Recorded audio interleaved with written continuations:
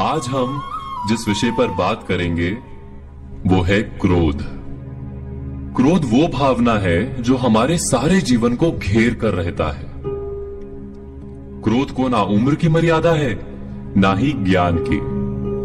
कब, कहां और किस कारण से क्रोध पैदा हो जाए वो कोई नहीं जानता। और जब क्रोध जन्म लेता है तो तुरंत ही विचार करने की शक्ति खो जाती है।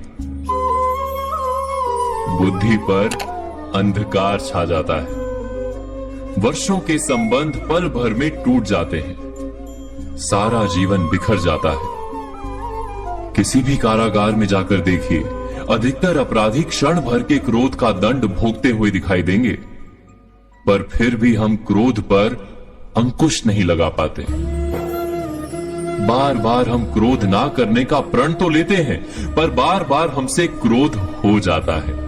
ये क्रोध वास्तव में क्या है, क्यों जन्मता है और क्यों अंकुश में नहीं रहता?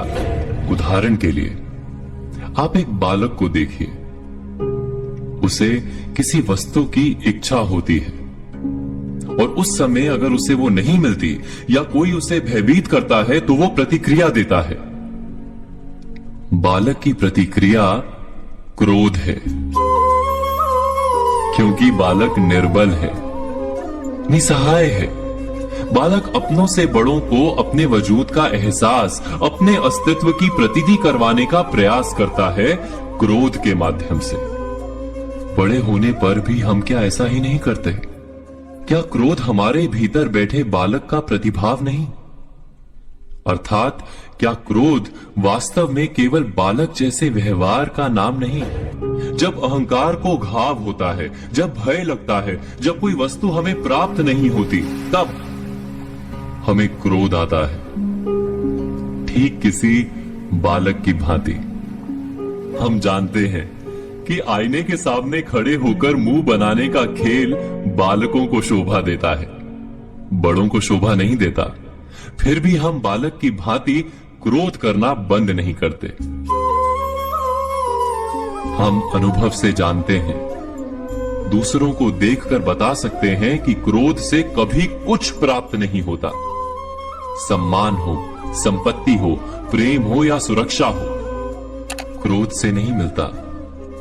मिलता है तो प्रयासों से, कार्य करने से, बुद्धिपूर्वक विचार करने से। मनुष्य मात्र अपनी आदतों के अनुसार ही जीता रहता है।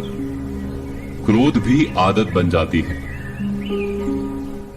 हमारे चाहते हुए भी हम अपने प्रतिभावों को रोक नहीं पाते।